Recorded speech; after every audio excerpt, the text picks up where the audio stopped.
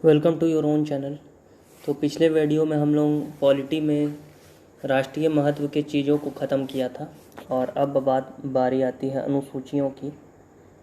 अनुसूचियों, थोड़ा सा मैं इसको मोटा कर दूं। अब जो है आपका अनुसूची में हम लोग क्या क्या जाने थे और जानेंगे इस वीडियो में, वो देखते हैं।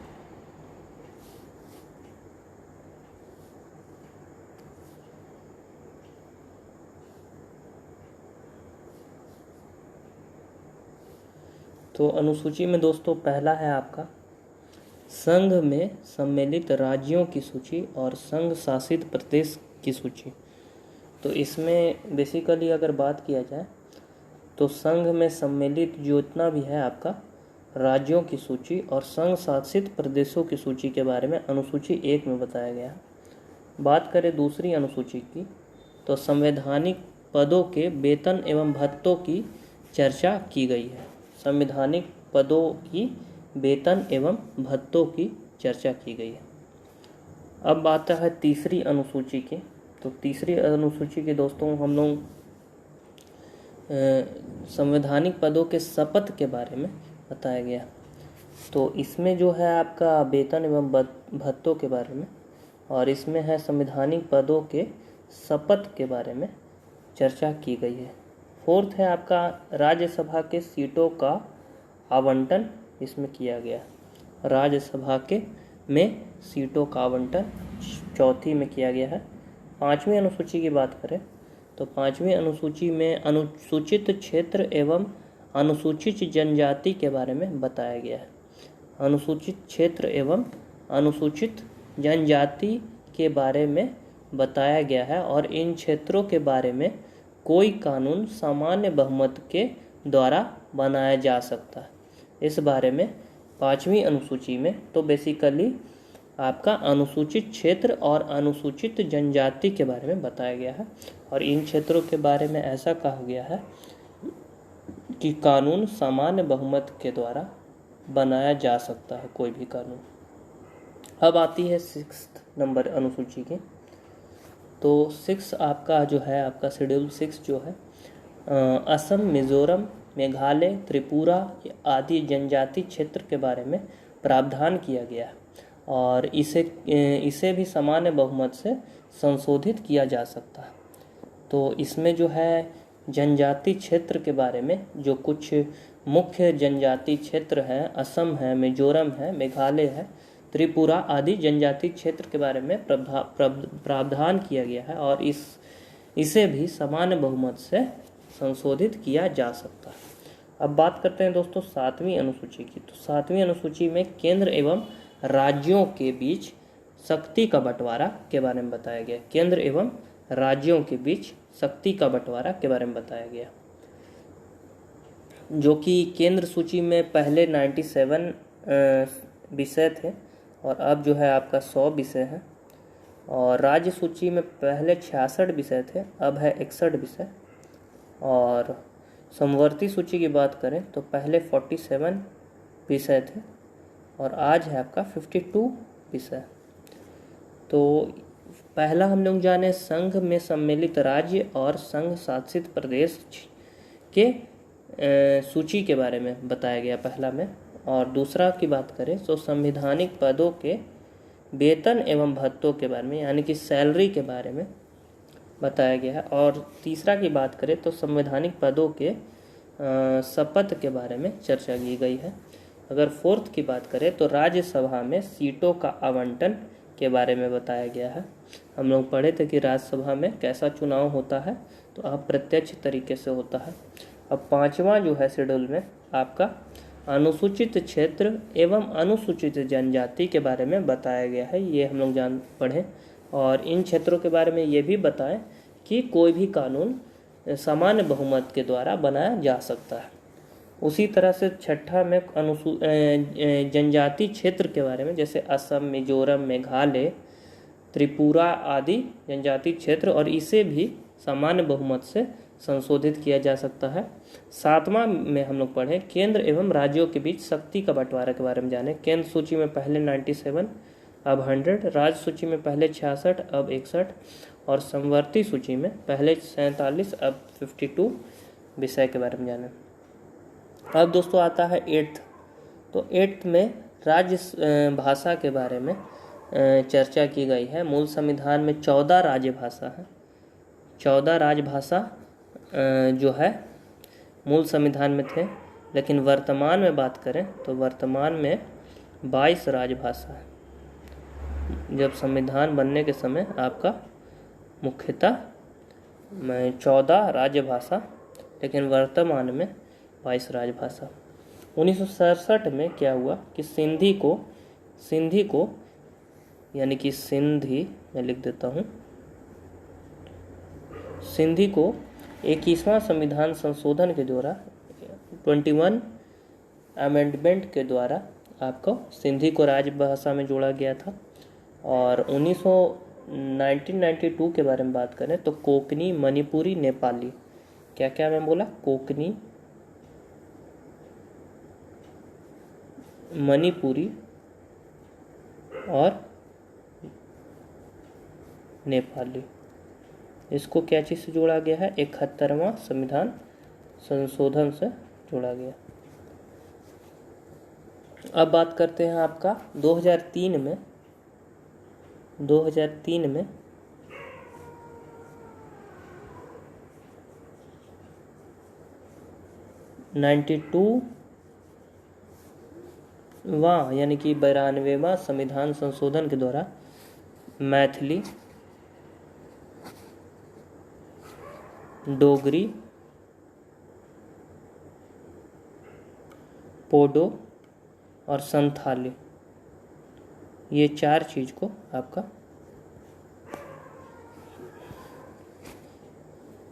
राज्य भाषा में शामिल किया गया। तो पहला मैं क्या बताया, पहला 8th शेड्यूल में मैं बताया, 8th शेड्यूल में बताया कि राजभाषा के बारे में चर्चा की गई है। मूल संविधान में 14 राजभाषा थे, वर्तमान में 22 राजभाषा है।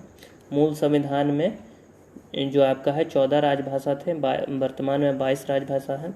1967 में मैं बताया सिंधी को 21वां संविधान संशोधन से जोड़ा गया। 1992 में कोंकणी, मणिपुरी, नेपाली को 71वां संविधान संशोधन से जोड़ा गया। और 2003 में आपका 92वां संविधान संशोधन से जोड़ा गया मैथिली, डोगरी और पोडो संथाली को। अब बात करते हैं 9th की। तो 9th है आपका जो है 1951 में आपका इस अनुसूची को पहला संविधान संशोधन के जोड़ा गया था, फर्स्ट संविधान संशोधन। और यह न्यायालय में सुनवाई योग्य नहीं है, लेकिन 11 जनवरी 2007 को न्यायपालिका द्वारा 9वीं अनुसूची के बारे में कहा कि यदि कोई विषय वस्तु मौलिक अधिकार का हनन करता है तो कोर्ट में सुनवाई होगी। कोर्ट में सुनवाई कब होगी, जब इसमें शामिल कोई विषय जो है आपका मौलिक अधिकार का हनन करे तो इसमें सुनवाई होगी।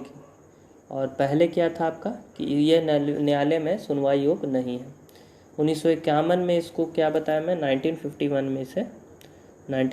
में इसे पहला संविधान संशोधन से जोड़ा गया। अब बात करते हैं दोस्तों अनुसूची 10 की। तो दल बदल से संबंधित है, और दल बदल से संबंधित है 52वां संविधान संशोधन द्वारा आपका 10th के बात करें तो 52 आर्टिकल अमेंडमेंट के द्वारा 1985 में जोड़ा गया, और ये दल बदल से संबंधित है। अब 11 की बात करें तो 73 अमेंडमेंट से आपका पंचायती राज से संबंधित है, ये आपका दल बदल से संबंधित है और ये पंचायती राज। अब 12 की बात करें तो 12 जो है आपका नगर पालिका से संबंधित है, इसे 74वां संविधान संशोधन से जोड़ा गया। अब दोस्तों आते हैं भाग में, जो कि भाग भी बहुत इम्पोर्टेंट है। भाग और अनुसूची दोनों से क्वेश्चन बनते हैं हमारे एग्ज़ाम में। तो भाग में जानते हैं, हमारे संविधान में पहले 22 भाग थे, वर्तमान में जो है 25 भाग है। पहले कितना थे? 22, वर्तमान में कितना है? 25। तो 1 बाई 1 इसका मैं डिस्कस करूँगा, हम लोग जानेंगे सभी भागों के बारे में। तो पहला है आपका संघ एवं उसके राज्य क्षेत्र का वर्णन इसमें किया गया है। सेकंड में है आपका नगर पालिका नागरिकता के बारे में। पहला आपका मैं क्या बताया? संघ एवं उसके राज्य क्षेत्र का वर्णन। सेकंड में क्या बोला? नागरिकता। थर्ड की बात करें तो मूल अधिकार। मूल अधिकार मतलब मौलिक अधिकार, फंडामेंटल राइट। और फोर्थ की बात करें तो राज्य के नीति निदेशक तत्व यानी कि DPSP, directive policy, DPSP, directive principle of state policy. और आपका फिफ्थ है, फोर्थ का क है, यानी कि फोर्थी का क, इसको मैं मिटा देता हूँ। फोर्थ का क है आपका, फोर का क, ये है मूल कर्तव्य यानी कि फंडामेंटल ड्यूटी के बारे में आपको इसमें बताया गया। तो फर्स्ट में हम लोग जाने कि संघ एवं उसके राज्य क्षेत्र, सेकंड में जाने नागरिकता, थर्ड में जाने फंडामेंटल राइट, फोर्थ में जा रहे हैं DPSP यानी कि directive principle of state policy, और फोर्थ का में है आपका जो है फंडामेंटल ड्यूटी यानी कि मौलिक कर्तव्य। फिफ्थ में आपका है संघ सरकार, यूनियन गवर्नमेंट जिसको कहते हैं, और सिक्स में आपका है स्टेट गवर्नमेंट यानी कि राज्य सरकार। अब आते हैं दोस्तों, यहाँ तक भाग 6 हो गया। भाग 7 के बारे में हम लोग जानते हैं। तो भाग यहाँ पे 7 फिर से मैं बता दूँ। एक में क्या था? एक में था संघ एवं उसके राज्य क्षेत्र, दूसरा में नागरिकता, तीसरा में आपका था मूल या मौलिक अधिकार, चौथा था राज्य के नीति निदेशक तत्व, चौथा का क है आपका मौलिक कर्तव्य यानी कि फंडामेंटल ड्यूटीज़, फिफ्थ है संघ सरकार और सिक्स है राज्य सरकार। अब 7 से बात करें, प्रथम अनुसूची के भाग बी को ख़त्म किया गया है। क्या है? प्रथम अनुसूची। प्रथम अनुसूची में एक भाग बी हुआ करता था, उसको खत्म किए गए राज्य के बारे में बताया गया है। खत्म किए गए राज्य। तो प्रथम अनुसूची के भाग बी में ख़त्म किए गए राज्य के बारे में 7वां में बताया गया है। 8वां है आपका UT यानी कि केंद्र शासित प्रदेशों के बारे में।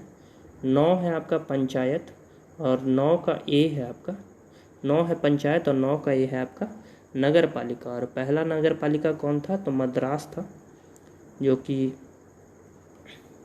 1687 से 88 के बीच में। और फादर ऑफ नगर पालिका के बारे में बात करें तो लॉर्ड रिपन को कहा जाता है। यहाँ तक ठीक है दोस्तों। अब है 9 का बी। 9 का बी में है आपका सहकारी समिति। सहकारी समिति। 10 है आपका भाग 10 अनुसूचित जाति एवं जनजाति क्षेत्र के बारे में। भाग 10 में बताया गया है। भाग 11 में संघ एवं राज्य के मध्य संबंध, संघ एवं राज्य के मध्य संबंध के बारे में बताया गया है। 11 का ए के बारे में बात करें तो विधायी संबंध। 11 का बी है आपका प्रशासनिक संबंध। भाग 12 के बात करें तो केंद्र एवं राज्य के बीच वित्तीय संबंध के बारे में भाग 12 में बताया गया। भाग 13 में आपका भारत के राज्य क्षेत्र। भाग 12 में आपका भारत के केंद्र और राज्य के बीच वित्तीय संबंध में बताया, यानी कि फाइनेंशियल रिलेशन जो है स्टेट और यूनियन के बीच। भाग 13 है आपका भारत सरकार क्षेत्र वाणिज्य एवं व्यापार का जो है समागम होगा, ये भाग 13 में बताया गया। भाग 14 की बात करें तो संघ एवं राज्य के अधीन सेवाएं। किसके? संघ एवं राज्य के अधीन सेवाएं। अब भाग 15 की बात करते हैं। 14 का ए है अधिकरण। 14 का ए क्या है? अधिकरण, जो 42वां संविधान संशोधन के द्वारा 1976 में जोड़ा गया है। भाग 15 की बात करें तो इलेक्शन के बारे में बताया गया है, चुनाव, इलेक्शन। भाग 16 है आपका SC ST OBC आंग्ल भारतीय समुदाय के लिए विशेष उपबंध। क्या मैं बोला? SC ST OBC यानी कि अनुसूचित जाति, अनुसूचित जनजाति, पिछड़ा जाति और आंग्ल भारतीय के लिए, समुदाय के लिए विशेष उपबंध। और भाग 17 में क्या है? राज्य भाषा के बारे में बताया। राजभाषा क्या क्या? संघ की राजभाषा, राज्यों की राजभाषा और न्यायालय की भाषा, ये 3 भाषाओं के बारे में बताया गया।